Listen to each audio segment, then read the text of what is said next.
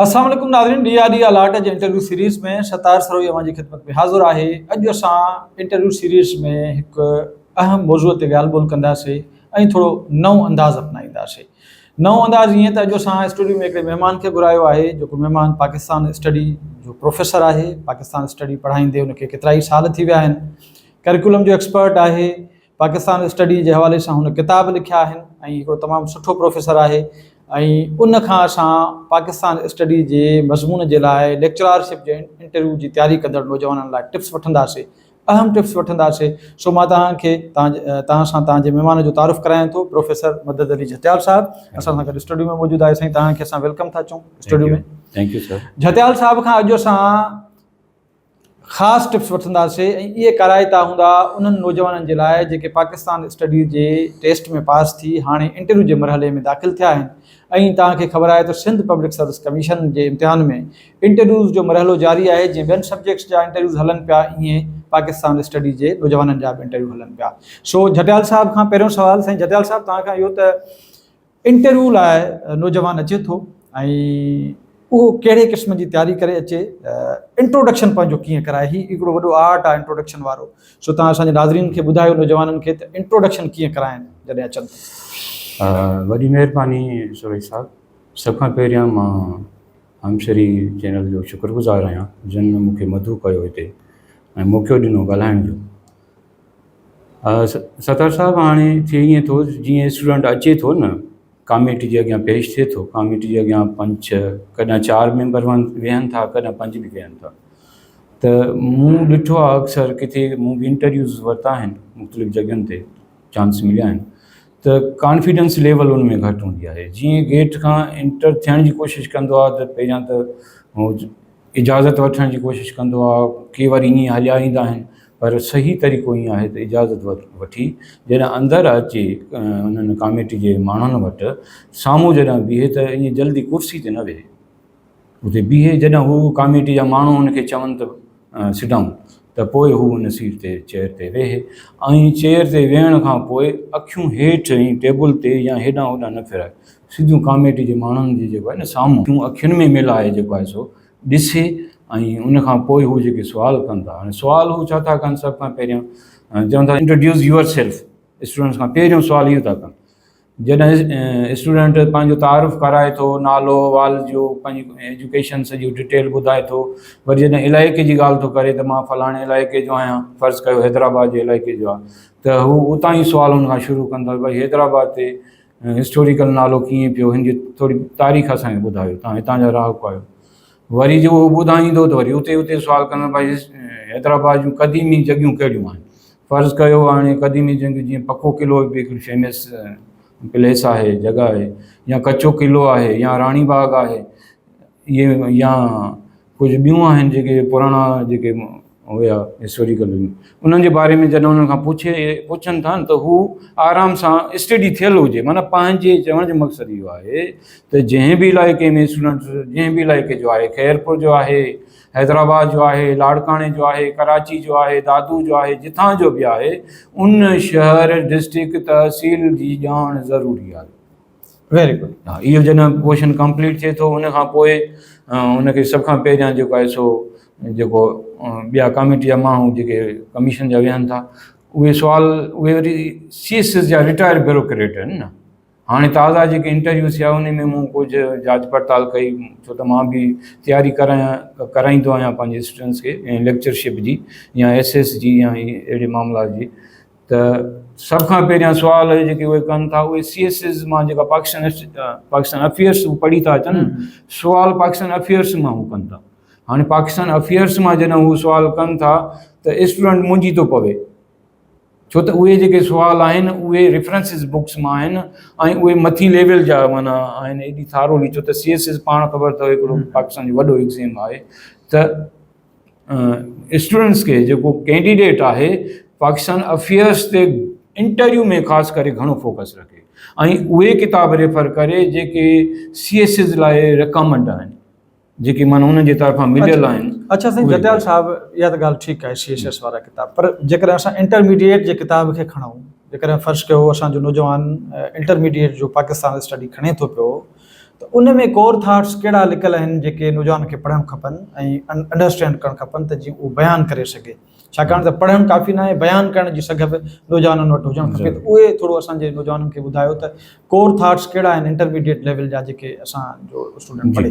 जी जी सरदार साहब, हाणे हू त थियो माना इहो शुरूआत वारी ॻाल्हि पियो कयां। हाणे वरी ईंदो सब्जेक्ट एक्सपर्ट। हाणे इहो जेको तव्हांजो सुवालु आहे उहो सब्जेक्ट वारो जेको आहे न, उन्हनि मां जेको इंटरमीडिएट आहे या सोशल स्टडी आहे या मैट्रिक जी जेका पाकिस्तान स्टडी आहे, उहो वरी सब्जेक्ट एक्सपर्ट उतां शुरू कंदो आहे। जेको सिंध टेक्स्ट बुक बोर्ड जा किताब आहिनि उहो वरी उतां, हाणे उतां उन्हनि खे सभ खां पहिरियां आहे आइडियोलॉजी।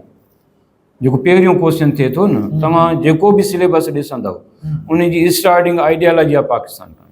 माना असांखे आइडियोलॉजी ते फोकस हुजणु घुरिजे त आइडियोलॉजी कीअं थी क्रिएट थिए। हाणे हेतिरा हज़ारे लखे माण्हू आहिनि, हर माण्हू जी पंहिंजी पंहिंजी आइडियोलॉजी आहे, पर क्रिएट कीअं थी थिए, उन पोयां छा आहे, हुनजी पस मंज़र छा आहे। त आइडियोलॉजी ते फोकस थींदो। वरी उन खां पोइ आइडियोलॉजी खां पोइ जेके ॿिया नेक्स्ट चैप्टर अचनि था उहे हिस्ट्री जा अची था वञनि। फ़र्ज़ु कयो त भई इस्लाम हिते बर सगीर में कीअं आयो, मुस्लमाननि जी हुते हुकूमत कीअं क़ाइमु थी, इहे हिकु अधु सुवाल करे वरी अंग्रेज़नि जो जेको पीरियड आहे वरी उहो अचनि था उन ते त भई अंग्रेज़ कीअं आया, हुनजी जेका बिज़नेस कंपनी हुई उहा कीअं क़ाइमु थी, वरी उन कीअं अॻिते कमु वधायो ऐं एतिरो कमु उन्हनि वधायो जो मुल्क ते क़ाबिज़ थी विया। उहो थोरो घणो उहो जेको सब्जेक्ट एक्सपर्ट पुछे थो। वरी वार ऑफ इंडिपेंडेंस जो सब्जेक्ट एक्सपर्ट जेको शुरू वारी आहे अंग्रेज़नि सां जेका फाइनल माना आहे, जंहिंखे अंग्रेज़ चवंदा वार ऑफ म्यूटनी या असां मुस्लमान चऊं था वार ऑफ इंडिपेंडेंस, उन ते हू नज़र रखनि था त भई उहा जंग किथे थी, किथां स्टार्ट थी, उन जा छा नतीजा निकिता। वरी माना ईअं सम्झो थर्ड क्वेश्चन इहो ई आहे असांजो, उतां स्टार्ट थी। वरी पोइ भई कहिड़ा माण्हू हुया, हाणे हिकिड़ी ट्रिकी क्वेश्चन बि कनि था न, कहिड़ा माण्हू हुया जिन मुस्लमाननि खे वरी ज़ीरो खां वरी तयारु कयो त भई हाणे तव्हां तयारु थियो वरी नई सिरे सां। उहो जेको माज़ी हुयो, माज़ी खे तव्हां छॾियो, हाणे नई सिरे सां तव्हां पंहिंजा पेर कीअं मज़बूत कंदव, कंहिं सर्विसिस ॾिनियूं। उहो जेका इंटरमीडिएट जी तव्हां ॻाल्हि लीडरशिप, लीडरशिप। वरी पोइ सर सैयदम ख़ान जो पीरियड अची थो वञे, आफ्टर वार ऑफ इंडिपेंडेंस खां पोइ सर सैयदम ख़ान जो किरदारु आहे। हुन खां पोइ जेके ॿिया इदारा डेवलप थिया, पोइ वरी ऑल इंडिया मुस्लिम लीग ठहे थी। सर सैयदम ख़ान जे इदारनि मां जेके माण्हू पढ़ी निकिरनि था उहे वरी अॻिते हली अञा वधीक स्ट्रांग थियनि था, एजुकेशनली बि स्ट्रांग थियनि था, पॉलिटिकली बि स्ट्रांग थियनि था, सोशली बि स्ट्रांग थियनि था। त रिलीजियस लेवल ते बि उन्हनि काफ़ी मूं उन्हनि ते मुतालियो कयो त स्ट्रांग थी, मज़बूत, खणी तादाद थोरी आहे। वरी उन्हनि जे माण्हुनि जे बारे में पुछनि था त कहिड़ा उन खेप मां माण्हू निकिता जिन वरी ऑल इंडिया मुस्लिम लीग क़ाइमु कई। वरी उहो जेको सो अलॻि हिकिड़ो प्लेटफॉर्म वठी करे उन तनज़ीम जी बुनियाद ते जेको सो उन्हनि जदोजहद कई। कीअं क़ाइद आज़म मोहम्मद अली जिन्ना छो आयो, छो त उहा इंडियन नेशनल कांग्रेस जो माण्हू हुयो, उहो जेको आहे so all India Muslim league में कीअं आयो, उनजा रीज़न्स छा आहिनि। वरी जे आयो त उन कहिड़ा शर्त रखिया, कहिड़े तरीक़े सां आयो। वरी उनजी माना क़ाइद आज़म मोहम्मद अली जिन्ना जे बारे में एक्सपर्ट क्वेश्चन्स करे थो। वरी अलामा इक़बाल ते पहुचे थो त वरी अलामा इक़बाल, डॉक्टर अलामा मोहम्मद इक़बाल जा क्वेश्चन्स करणु शुरू करे थो। भई उन नज़रियो कीअं ॾिनो, ॾिसो तसलसल सां ई अचे पाकिस्तान जो ख़्वाब उन कीअं ॾिठो। ठीकु, हा, ख़्वाब कीअं ॾिनो भला, छो त आम आहे न इहो बि हिकिड़ो क्वेश्चन। त वरी उन ते फोकस असांजो हुजणु ज़रूरी आहे स्टूडेंट्स जो, कैंडिडेट जो। उन खां पोइ जीअं अॻिते निकिरूं था, हीअ असांजो सर्वाइवल आहे। माना 1857 खां 40 ताईं असां रुगो बीहण जी पोज़ीशन में कोशिशि में लॻा पिया आहियूं। इहे ई सुवाल आहिनि न, ट्रिकी क्वेश्चन बि इहे ई आहिनि। त हू ॾिसंदा आहिनि त ॿार जी लेवल माना थारोली आहे या रुगो महदूद, रुगो MCQs पढ़ी आयो आहे, MCQs पढ़ी आयो आहे या रटे आयो आहे, उहो हुनजो ज़हन हूंदो आहे। पर हू माना इहो ज़हन वाच कंदा आहिनि। वरी जन अलामा इक़बाल खां मथे अचनि था, सर्वाइवल असांजी 1940 ते असांजी सर्वाइवल ख़तमु थी वञे। 1857 खां 40 ताईं सर्वाइवल ख़तमु, असां स्ट्रांग थी था वञूं, अंग्रेज़ क्राइसिस में अची था वञनि। नॉन मुस्लिम कम्यूनिटी में बि ॾाढी माना हिकिड़ी शऊर अची थो वञे, असांजे मुस्लमाननि में बि शऊर अची थो वञे। पोइ उतां जेको आहे न माना क्लिक थिए थी, नज़रिया सॼा जेको आहे सो हिकु थी ऐं अॻिते बीहनि था त हाणे असांखे छा करिणो आहे। पोइ इहो सिलसिलो वधे थो वञी इंडिपेंडेंस ते पहुचे थो। माना पाकिस्तान मूवमेंट आहे न, इहा सॼी 100% इन में गोलमेज़ कॉन्फ्रेंसिस आहिनि, इन में 14 पॉइंट्स आहिनि। खिलाफ़त मूवमेंट जो पुछनि था, जेको खिलाफ़त मूवमेंट जे विच में जेके वाक़िया आहिनि, उन खां पोइ जेके कॉन्स्टिट्यूशन आया अंग्रेज़नि ॾिना, सही, छो त मुल्क त कॉन्स्टिट्यूशन जी बुनियाद ते हलियो न। वरी उन जे बारे में सुवाल कनि था त कॉन्स्टिट्यूशन, माना ही मूवमेंट हिकिड़ो माना हिकिड़ो चैप्टर आहे। सही।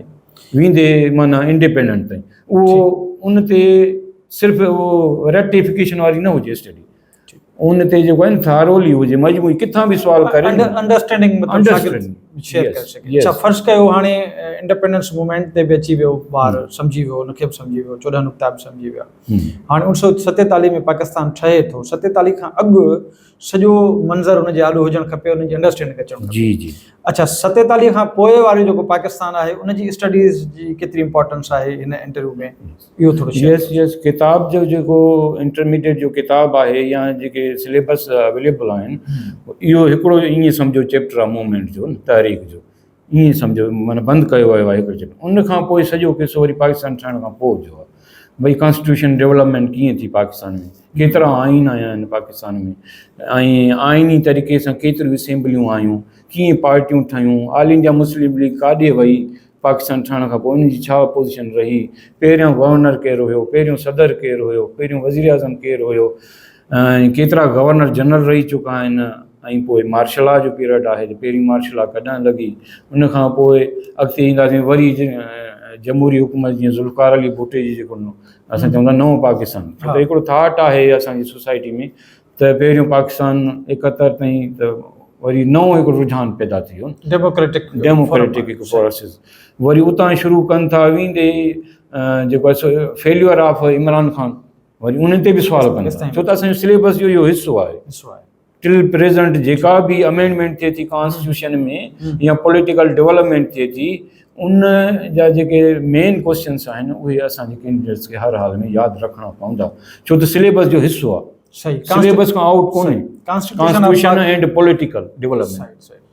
उन खां पोइ जेको इस्लामिक डेवलपमेंट आहे, उन खां पोइ एजुकेशनल डेवलपमेंट आहे, इन्हनि 4 शयुनि ते घटि में घटि जेको ज़हन क्लियर हुजे। अच्छा साईं, ॿियो झटियाल साहिबु हिकिड़ी ॿी अहम ॻाल्हि इहा मुंहिंजे ज़हन में आई त मुंहिंजो तव्हां खां पुछां त हाणे हीउ इंटरव्यू नौजवाननि जो थिए पियो, हाणे पाकिस्तान जा इंडिपेंडेंस खां हिकिड़ो पाकिस्तान हिकिड़ो आज़ादु ख़ुदमुख्तियार मुल्क आहे, पाकिस्तान जा पंहिंजे पाड़ेसरी मुल्कनि सां कहिड़ा रिलेशन्स आहिनि, पाकिस्तान जे पाड़ेसरी मुल्कनि सां कहिड़नि मुल्कनि सां सरहदूं लॻनि थियूं, कहिड़नि मुल्कनि सां पाकिस्तान जी जंग आहे ऐं तकरार आहे, त इहे एरियाज़ बि इंटरव्यू जो हिसो हूंदा या इहे एरियाज़ माइनस हूंदा इंटरव्यूज़ में?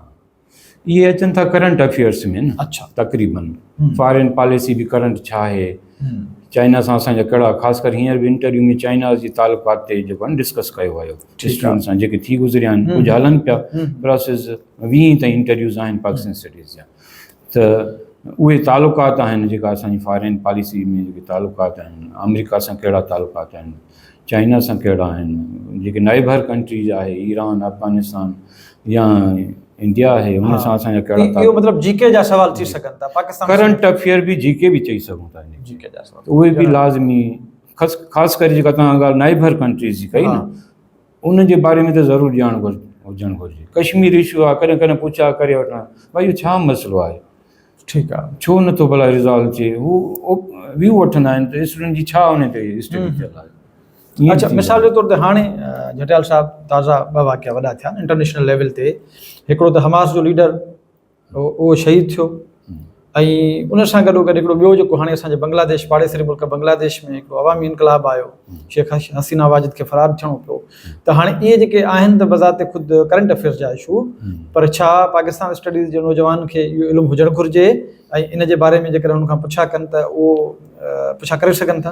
हा, करे सघनि था, उन्हनि खे इहा इजाज़त आहे इंटरव्यू वारनि खे, त जेके वायुमंडल जेको सिस्टम हले पियो दुनिया में, पाकिस्तान में कहिड़ा हालात आहिनि, त हू 17 ग्रेड जी जॉब मिसाल हिकिड़ी थिए थी न, त हू केतिरी ॿाहिरीं बि नॉलेज रखनि था, दुनिया जहान में छा हले पियो, छा वहे वापरे पियो, सुवाल करे सघनि था, ऐं उहो डेट ज़रूरु यादि करे, ऐं छा रीज़न्स छा उहे पुछा, मुख़्तसिर पुछंदा आहिनि, घणो न पुछंदा आहिनि, उहो लाज़मी उहे बि हुजणु घुरिजे। अच्छा, पोइ पाकिस्तान स्टडीज़ जे हवाले सां हाणे अचूं था वरी पाकिस्तान स्टडी मज़मून ते, जेको मौज़ूअ ते सब्जेक्ट ते, त उन में हाणे तव्हां टिप्स कहिड़ा ॾींदो नौजवाननि खे त जेके रहिया आहिनि हाणे, जिन खे हाणे तयारी करणी आहे, त 11th आवर में जेके बि इमरजेंसी जे बुनियाद ते तव्हां टिप्स ॾेई सघो था उन्हनि खे, त बाबा हीअं पढ़ो, ही स्ट्रेटजी तहत पढ़ो, त उहे तव्हां असांजे नौजवाननि खे ॾियो त जीअं 11th आवर में हुननि खे घटि में घटि का गाइडेंस मिली सघे तव्हांजे पारां। यस, तमामु तव्हां महदूद टाइम ॿुधायो आहे 11 आवर्स में या 1 वीक में जस्ट, त कीअं उहो तयारी करे सघनि था।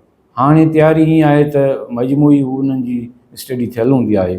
हाणे उन्हनि मां उन्हनि खे जेके पुराणा SPSC जा जेके पुराणा 10 सालनि जा पेपर आहिनि उन्हनि में ॾिसनि त कहिड़ा कहिड़ा सुवाल आहिनि, छो त एक्सपर्ट वटि उहे पुराणा पेपर बि ॾिना वेंदा आहिनि पहिरियां त भई हीउ जेको आहे इन मां तव्हांखे क्वेश्चन करणा आहिनि। माना 10 साल पुराणा जेके पेपर आहिनि SPSC जा अवेलेबल आहिनि नेट ते, उहे उन्हनि मां उहे सुवाल ज़हन में हुजनि, उहे स्मार्ट स्टडी में उहे आणनि। माना हिकिड़ा किताब वञी न पढ़नि, हाणे उन्हनि में त अलाए केॾा सुवाल आहिनि, वॾो टाइम थोरो आहे न, उन्हनि मां मुख़्तसिर स्मार्ट स्टडी कनि, टारगेट जीअं माना मुख़्तसिर स्टडी हुजे, छो त फोकस असांखे आहे इंटरव्यू ते न। हाणे टेस्ट जो त मरहलो गुज़री वियो, हाणे इंटरव्यू पियो हले, त स्मार्ट स्टडी माना उन्हनि ते नज़र रखे ऐं जेके नोट्स हिन ठाहिया आहिनि स्टूडेंट्स कंहिं बि ठाहिया आहिनि उन खे लाज़मी हाणे तके तोरे वॾी महिनत करे उन्हनि नोट्स ठाहिया हूंदा त उन्हनि खे रिव्यू करे हिकु दफ़ो 2 दफ़ा 3 दफ़ा उन्हनि खे रुगो पढ़े, लिखण जी ज़रूरत न आहे, हाणे पढ़णो आहे, पंहिंजा ज़हन जेको आहे सो फ्रेश करे। स्टडी में ईअं आहे त घणा स्टूडेंट ईअं आहिनि जो लगातार पढ़नि था, पर लगातार न पढ़नि, 2-3 कलाक पढ़ी वरी चांहि पीअनि या को रिफ्रेशमेंट कनि या थोरो वॉक कनि, थोरो रिलैक्स थियनि। कुझु असांजा स्टूडेंट अहिड़ा आहिनि चवंदा आहिनि भई 8-8 कलाक लागी थो पढ़ूं, पोइ ज़हन में न वेंदियूं ॻाल्हियूं ऐं घणी ॻाल्हियूं थकिजी पवे थो। मूं बि ईअं कयो आहे न, मूं बि जेको आहे सो 2 कलाक पढ़ी वरी थोरो चहल कदमी थी, को चांहि पी थी, वरी अची टेबल ते वेठो, वरी 2 कलाक मुंहिंजा फ्रेश थी वेंदा। माना फ्रेश पाण खे रखी करे ऐं घणो ज़हन ते बोझ न आहे रखणो। रोज़ी रोटी अलाह जे वस में आहे।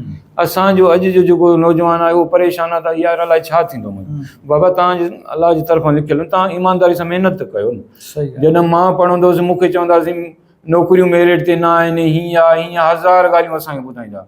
मुंहिंजो उन्हनि दिली तरह इहो जवाबु हूंदो भई असां त महिनत कयूं न। सही ॻाल्हि आहे। नौकरियूं छा बि हुजनि, लेम एक्सक्यूज़िस घणनि त न हली आहे, इहा न हली आहे न। ऐं अक्सर हिते ॿार उन्हनि जी ॻाल्हियुनि में अची था वञनि। सही ॻाल्हि आहे। उन्हनि जी ॻाल्हियुनि में ईंदा त पोइ कीअं कढी सघंदा, परेशान थी वेंदा। जतियाल साहब जे टिप्स मां अहम ॻाल्हियूं इहे तव्हांखे मिलियूं त तव्हां पंहिंजो पाण खे मोटिवेट रखो ऐं कंटिन्यूअसली जेका स्टडी तव्हां कयो था बिल्कुलु कयो, पर विच में गैप्स ॾियो, छाकाणि त माइंड बि थकिजी थो पवे, उनखे बि थोरो रिलीफ खपे, उनखे बि रिलैक्सेशन खपे, घबराहट जो शिकार बिल्कुलु बि न थियो ऐं अहम मामला नोट डाउन कयो ऐं पोइ टारगेटेड स्टडी कयो। जीअं जटियाल साहब तव्हांखे ॿुधायो त हाणे 8 किताबनि जा पढ़ण जी घुर्जन आहे, तव्हां सेलेक्ट कयो पंहिंजा मौज़ूअ, मुख्या मौज़ूअ, ऐं उन्हनि ते वेही थोरो बुनियादी नोयत जी मालूमात हासिलु कयो ऐं उनखे बयानु करण जी सघ पैदा कयो त जीअं तव्हां ॻाल्हाए सघो। इलाही नौजवाननि वटि इन्फॉर्मेशन मौजूदु हूंदी आहे पर ॻाल्हाए न सघंदा आहिनि। अच्छा साईं, हाणे ॿी हिकिड़ी वेंदे वेंदे आख़िरी में इहा इस्लामियात जा बि लाज़मी अथव क्वेश्चन, इस्लामियात जा सवाल बि, ख़ासि करे निमाज़ जे बारे में ज़रूरु पुछो। नौजवाननि खे ॿुधायो। मां नौजवाननि खे चवंदुसि इस्लामियात जेको निमाज़ जेको तरीक़ेकार आहे निमाज़ जो, निमाज़ में छा छा पढ़ियो। जीअं वित्र वाजिब मूंखां सुवाल कयूं त भई जेको आहे सोमणी वारी निमाज़ में वित्र वाजिब छा हुन में पढ़ियो वेंदो आहे, कुल केतिरा आहिनि, घणियूं रकातूं आहिनि, या निमाज़ जेको आहे न उहो ज़रूरु तव्हां पढ़ी वञो। ऐं हिकिड़ी ॿी अहम ॻाल्हि साईं तव्हांखे ॿुधायां त कूड़ न ॻाल्हाइजो, नथो अचे ख़ामोश थी सॉरी कयो। बाक़ी जेको स्टूडेंट्स घणा धोखा हणंदा आहिनि, घणा वरी ओवर एक्टिव थी वेंदा आहिनि, चवंदा आहिनि त बसि ॼाण मूं वटि आहे, सो ईअं बि न आहे, उन्हनि वटि साइकोलॉजिस्ट बि वेठा हूंदा आहिनि। सो इहा इन्हनि शयुनि ते ख़ासि नज़र हुजणु, ख़ासि नज़र। अच्छा, शख़्सियतूं भला जेकॾहिं असां छंड कयूं त मिसाल पाकिस्तान स्टडीज़ में कहिड़ियूं अहम शख़्सियतूं जिन जो ज़िक्र अचे थो पियो, मूंखे हाणे ज़हन में आयो त मूं चयो नौजवाननि खे इहे टिप्स ॾियूं त बाबा मिसाल क़ाइद-ए-आज़म मोहम्मद अली जिन्ना, सर सैयद अमन ख़ान, मोहम्मद अली जौहर, ठीकु आहे, अम्मा बी, पोइ 14 नुक़्ता, पोइ कॉन्स्टिट्यूशन्स, इहे पंहिंजा शख़्सियतूं ॿियूं इन खां सवाइ ॿियूं कहिड़ियूं अचनि थियूं जिन जे बारे में नौजवाननि खे बहरहाल उन्हनि जे सवालनि ते प्रैक्टिस करणु खपे त माना कहिड़े वक़्तु बि सवाल पुछी सघनि था शख़्सियतुनि जे बारे में। इहे जेके तव्हां शख़्सियतूं ॿुधायो उहे माना क़ौमी लेवल जूं आहिनि, हिस्टोरिकल क़ौमी लेवल जूं आहिनि, पर हाणे ही सिंध पब्लिक सर्विस कमीशन आहे जेके सिंध जा हीरोज़ आहिनि न, जीअं ग़ुलाम मोहम्मद बुरगड़ी आहे, इलाइक़े वाइज़ जेके पर्सनैलिटीज़ आहिनि उन्हनि ते बि हिन जी नज़र हुजणु घुरिजे। त उन्हनि बि वॾो हिकिड़ो किरदारु अदा कयो आहे। अयूब खोड़ो आहे, पहिरियों सिंध जो वज़ीर आला आहे, उन कहिड़ो किरदारु अदा कयो। माना सिंध जूं जेके पर्सनैलिटियूं, गुलाम हुसैन हिदायतुल्लाह आहे, साईं सर आगा खान बि सिंध जो हुयो। शहीद अली बख्श सुमरो। हा, हसन अली आफंदी हसन अली आहे। आफंदी साहब। हा, शहीद अली बख्श सुमरो तव्हां ॿुधायो। सिंध जी जेके पर्सनैलिटी जेके वॾा उन ते टाइम हुया असांजी मूवमेंट जे टाइम, उहो तमामु। अच्छा सर, हीउ सुवाल थी सघे थो जेके सिंध जा मिसाल कोट किला आहिनि, इन्हनि जे बारे में का इंफॉर्मेशन पाकिस्तान स्टडीज़ जे हिसे में अचे थी या जी नथी हा, अचे? हिसे में अचे थी, पर हाणे मूं तव्हांखे अर्ज़ु कयो न, मिसाल मां हैदराबाद जो आहियां न, त मूंखे हैदराबाद जी जेके बि हिस्टोरिकल प्लेस आहिनि, हाणे मिसाल कराची जो आहे को, या वरी इन जो खैरपुर जो आहे या सखर जो, उते जेके बि हिस्टोरिकल प्लेसिस उन जे बारे में लाज़मी पुछंदा, इल्मु हुजणु खपे, ॼाण हुजणु लाज़मी आहे। ऐं वॾी ॼाण इहा आहे त पंहिंजी जेका पंहिंजी ज़ाती मालूमात आहे न, ख़ानदान जी, ऐं मिसाल ख़ानदान मां को अहिड़ो फ़र्द निकिरी थो अचे जेको जंहिंजो नालो आहे, ऐं चाचो हुजे, मामो हुजे, उनजी नाले जी स्टूडेंट वटि न हुजे, प्रोफाइल। हेॾो हा, प्रोफाइल। हाणे हेॾी वॾी शख़्सियत तव्हां चओ था त मुंहिंजो रिश्तेदार हुयो, त तव्हां वटि ॼाण न आहे त माना तव्हां, इहा बि माना हिकिड़ी पॉइंट आहे। अच्छा, हाणे आख़िरी सलाह छा ॾींदो पाकिस्तान स्टडीज़ जे इंटरव्यू लाइ वेंदड़ नौजवाननि खे? आख़िरी सलाह। जी, आख़िरी सलाह इहा आहे त कॉन्फिडेंस सां अचो, जेके बि सुवाल तव्हां खां कनि कमेटी वारा, उहो कॉन्फिडेंस सां उन्हनि जा जवाब ॾियो। अगरि नथो अचे, सम्झो था शक शुबो आहे, त उहे जवाबु ॾियण जी ज़रूरत न आहे। अधु सेकंड 30 सेकंड या 1 मिंट ख़ामोश थी सॉरी कयो, छो त सॉरी जो माना आहे, पर उनखे ग़लति बयानी करण जो जेको आहे न, उनजो नेगेटिव मार्क्स आहिनि। तव्हां पेपर में ई ॾिसो त नेगेटिव मार्क रखियो अथनि। हाणे हिते बि अगरि असां थोरी बि ग़लति बयानी कयूं था न, त असांजा उहे मार्क्स किरनि था। जेके प्लस मार्क्स जेके असां सुठा ॿुधाया हुआसीं सुवाल, उहे बि असांजा माइनस थी था वञनि। इट मीन्स कॉन्फिडेंस जेको अचे थो उहो ॿुधायो। पेपर बि ईअं हुयो त भई जेके सुवाल अचनि था उहे टिक कयो, अगरि तव्हां एक्स्ट्रा कंदो फेल थी वेंदो। हाणे इंटरव्यू जो बि ईअं ई आहे न, जेके तव्हांखे सुवाल अचनि था उन्हनि जा जवाब ॾियो। हाणे अलादीन जो चिराग न आहे त हर सुवाल जो जवाबु अचे। एक्सपर्ट बि ॾिसंदा त हाणे हेॾो वसी सब्जेक्ट आहे। बिल्कुलु साईं रीढ़ जी हॾी जी हैसियत रखे थी पाकिस्तान CSS में, PCS में, आम इंटरव्यूज़ में, पुलिस जी नौकरियुनि में, तव्हां जिथे बि ॾिसंदव त हीअ सब्जेक्ट बुनियादी आहे। पर हिते अलमियो इहो आहे त उनखे सानवी हैसियत ॾिनी वञे, जंहिंजे करे इंटरव्यू ऐं टेस्ट जे दौरान वरी घणी महिनत करणी पए, माना मुसलसल महिनत करणी आहे।